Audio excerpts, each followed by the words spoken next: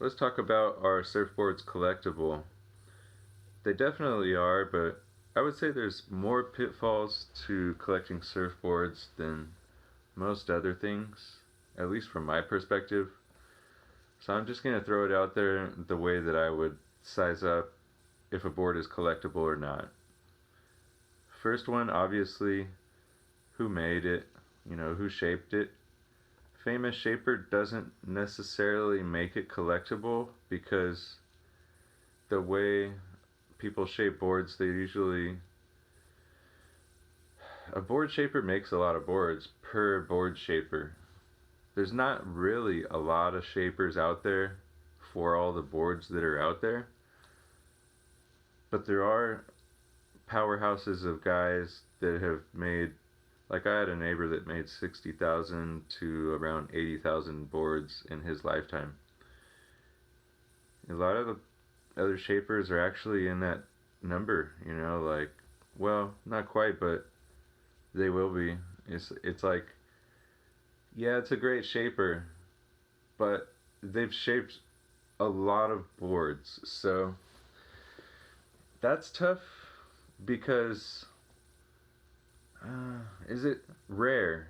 Okay, that's really where you're running into. Is it rare? Just because it was made by a shaper who died, that's still they could have shaped a lot of boards before they died, and it may take a long time for it to become collectible because, to be honest, a lot of people don't remember every single surfboard shaper either. There's just enough to where you could kind of forget who's who until you really have to like start talking about who was the best surfboard shaper, like Donald Takayama or Ben Ipa, or there's gonna be shapers out there that, yeah, you want their board, like you want their stuff because it's pretty immaculate, like a little bit diabolical because it's a handmade thing. You want somebody who's experienced, and once somebody is experienced enough, they're really not going to put out like terrible quality surfboards. And you're going to be able to kind of have confidence that, okay, this came from this shaper, so I like that shaper. Like after you ride a few boards from them, like I like Bruce Jones surfboards. I've ridden a few of them. Every time they kind of just go right into the wave and they just work. So, are his boards collectible? Yes. But Bruce shaped a lot of boards. So, at this very moment, it's not super rare to find a Bruce Jones.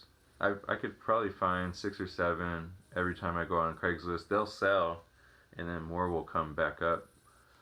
So, finding a Bruce Jones, yeah, you're getting a legendary shaper, but he shaped a lot of boards. So, and that's a good thing too. So his stuff is safe. You're not gonna say like it's not collectible because it is. As you go further back in time, condition. Everything is about condition. Okay. When people want to collect something, they want it in good condition.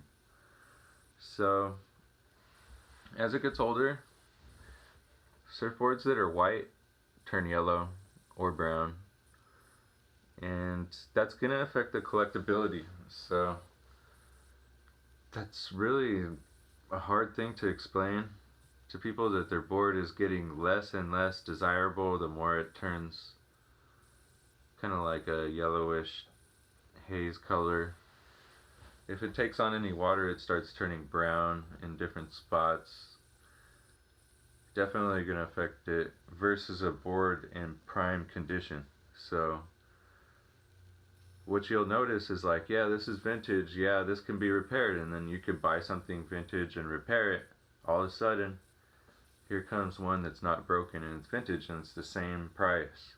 So don't try too hard to repair shit that's like has a price. I would repair shit that doesn't have a price, like a really bad price, and repair it really well, and then you can restore stuff like pretty good from the cheap. But And there are people doing that, like just basically finding the oldest possible thing and fixing it up as good as possible. It starts to look really desirable after it's done. So, $200-300 that you spend repairing a whole bunch of dings, all of a sudden the board looks really good if the repair guy is a good guy, and it's worth the money. If you paid $50 or $60 for something that's really old. Now you pay $200-300 for something that's really old. Pay $300 in repairs. You're not gonna break out even. Your tough part about that is now you have to market it, and then you're gonna have to wait, and then you have to go through the motions of that. When you've already spent time building it, you're just doing too many things. If it's worth it, it's worth it. But things that I repair, I don't pay a lot of money for. I just don't. Like, there's things that are repaired already, and I can repair anything, but I'm not going to if I don't have to. So, airbrushed surfboards look better than the ones that turn yellow up after about 50 years. They're all going to turn yellow. So, airbrush boards sort of have a leg up. Sometimes, not all the time, or boards that were kept out of the sun. Boards made out of wood. Definitely, you're going into a very vintage area there. Wood takes on water, and it's going to be heavy, and it's going to be hard for you to figure out if that board was just naturally that heavy or if it was heavy from taking on water. I would stay away from like the wood surfboard thing, yeah. Unless you're starting to get pretty freaking good, or you really just see it and it's just there on the cheap, like cheap, yeah. Collectible surfboards. This isn't easy, dude. Like, I don't know if I would recommend it. Condition is everything. Once you get condition and the right shaper, and it doesn't look yellow, brown, it's very few boards, dude. But it's there.